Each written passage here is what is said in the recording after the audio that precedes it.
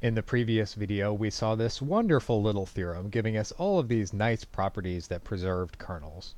And now let's see if we can prove number 3, that the product of two positive semi-definite kernels is also a positive semi-definite kernel.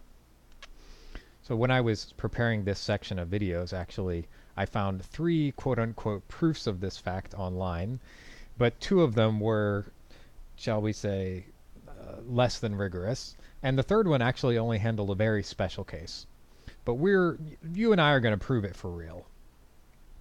So what do we need to show? So first, let's just think about the real case. We'll just handle the real case, and then maybe we'll think about at the end how this can be generalized to the complex case. It also holds in the complex case as well. But let's focus on the real case. For now, at least. So let's define a new kernel, K, to be the product of K1 and K2. And we want to show that this K, this product, is a positive semi-definite kernel. So what do we need to do? Let's set things up. So let's let C be the matrix that we obtain on some finite set of points for K1. Actually, well, I guess maybe we should let some points be in our set S, whatever that set happens to be. And now let's take C. We'll take C to be the matrix C with entries Cij, where Cij is K1 evaluated at xi, xj. And let's take D, let's call it D, with entries Dij, is the matrix obtained by evaluating K2 at each pair xi, xj. And we need, of course, the third matrix, the one that we are interested in. Let's call Eij, with entries Eij.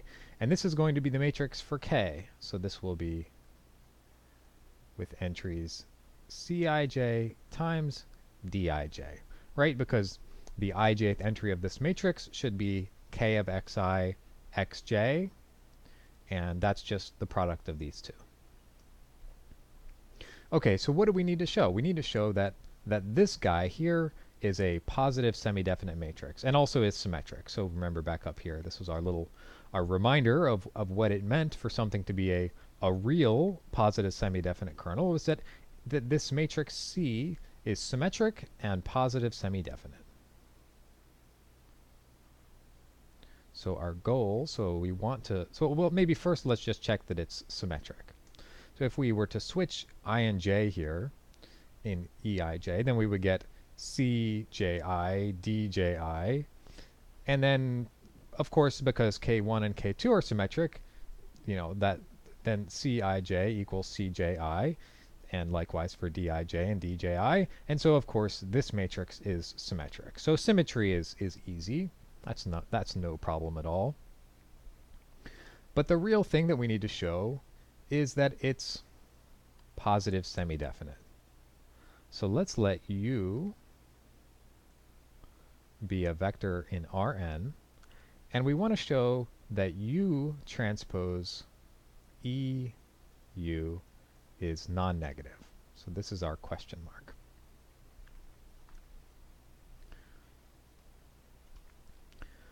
Well, maybe let's just start by expanding this expression out. So let's just rewrite this down here. U transpose EU, what is that? That's just the sum over I and j, Ui, Uj, Eij. Just multiply this out, and this is what we get. If you're familiar with quadratic forms, then when you see this, that you immediately think of this expression. If you're not familiar with it, you can just check that. It's easy to check.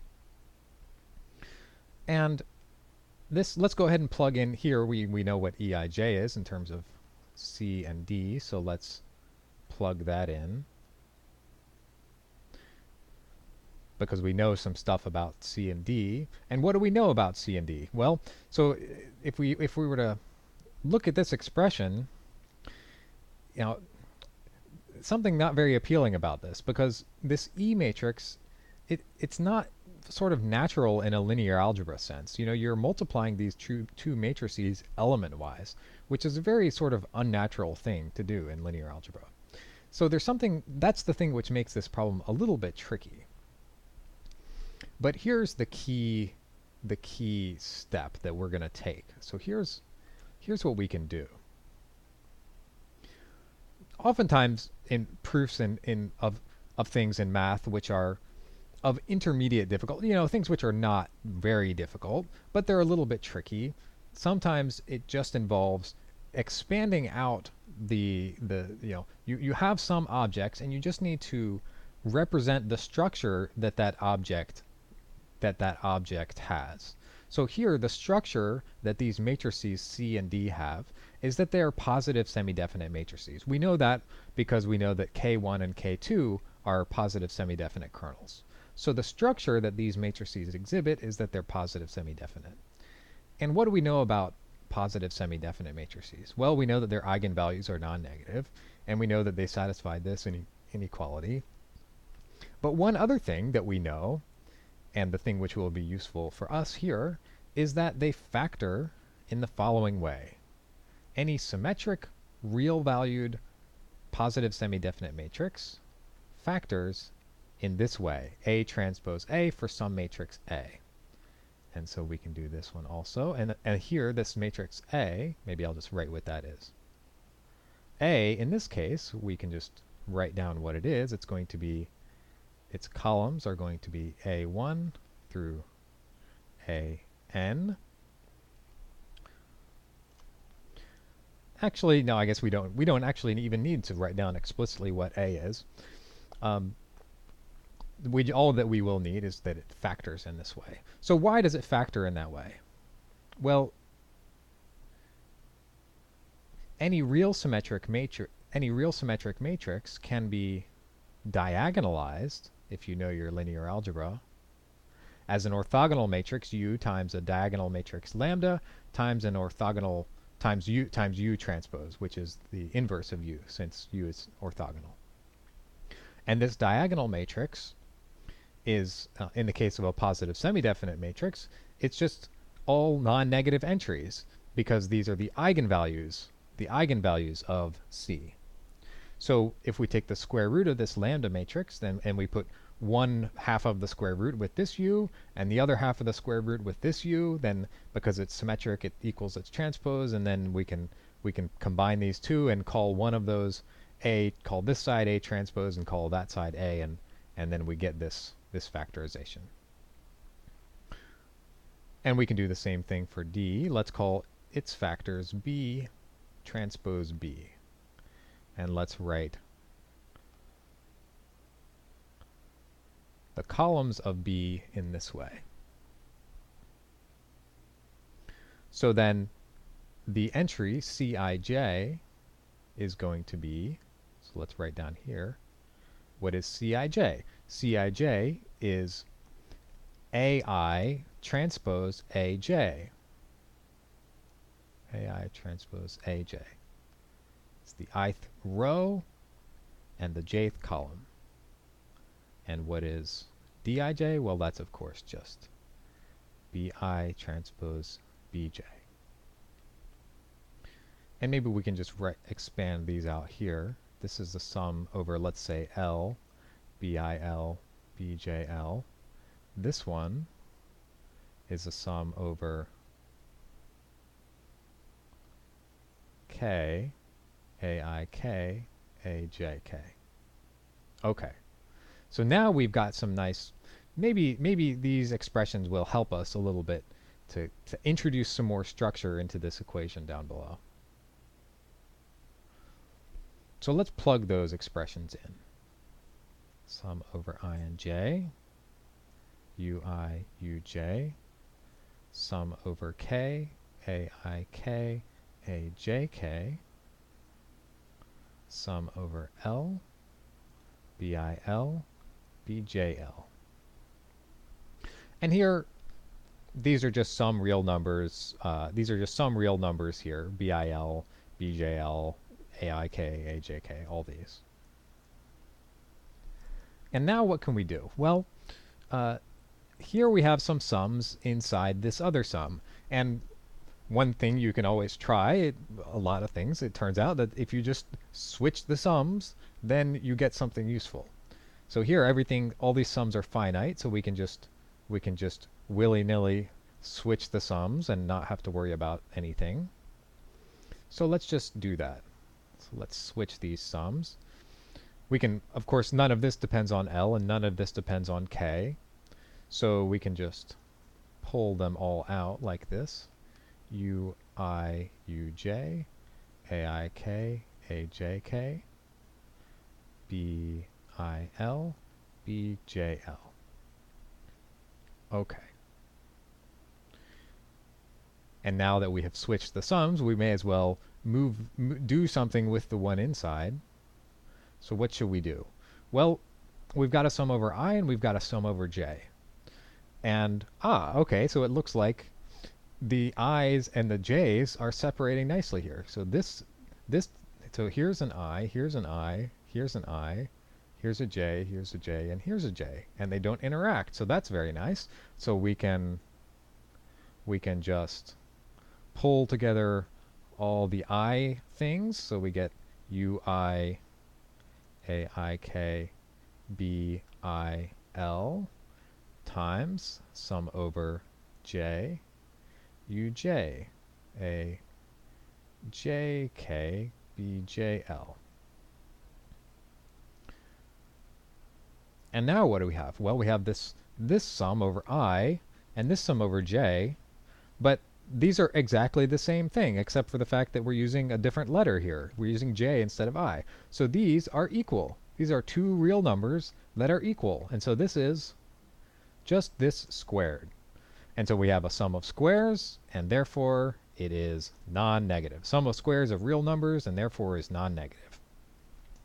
All right. So that's good. So that shows that this U transpose EU is non-negative, and we know that E was already symmetric. So E is a symmetric positive semi-definite matrix, and therefore this kernel K, which was the product of these guys, is a positive semi-definite kernel. Very nice. So that was the proof for the real case. And maybe I'll make a remark briefly about sort of the intuition behind why you might think to prove it this way. The intuition, for me at least, is that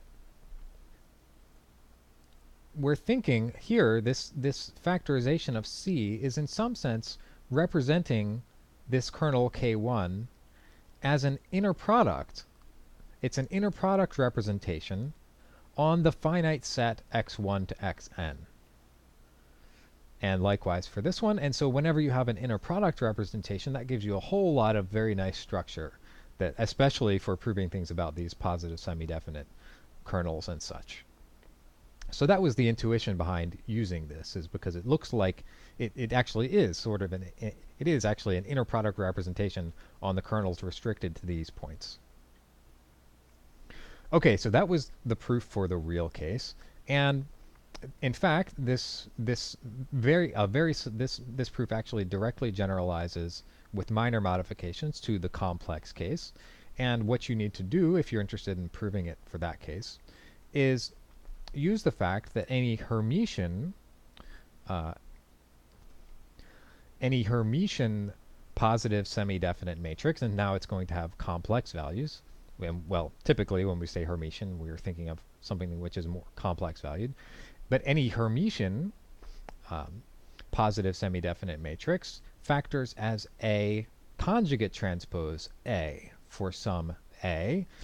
And the reason why is because any Hermitian, so the corresponding thing, is that we get a factorization like this, U lambda U star, where star is the Hermitian transpose, or the conjugate transpose of U.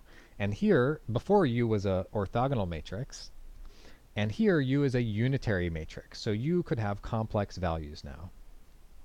But the thing about Hermitian positive semi-definite matrices is that the lambda matrix here is still non-negative real numbers. And that's a key fact.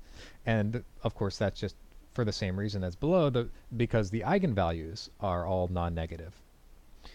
And so you can do the same exact thing. You take the square root of this, you put half of it with this u, and you put half of it with that u. And since the square root of non-negative numbers is real, then when you take the conjugate, then and you transpose it, you still keep the same thing, and so you get a factorization like this. But well, it's actually, so maybe to be clear, it's not exactly like this. Maybe, I don't know if I said that.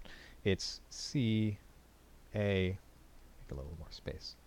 C A star A. And likewise here, this becomes B star B. And of course, that's the Hermitian transpose. Okay, but then, so once you do that, then you can get a similar sort of representation for these entries of C and D. And when you follow this proof through, here you would do, instead you would do U star E U.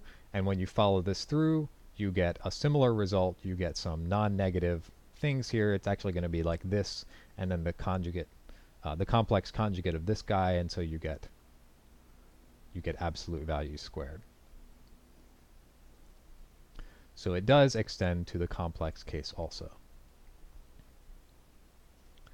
All right, so that was a fun little proof.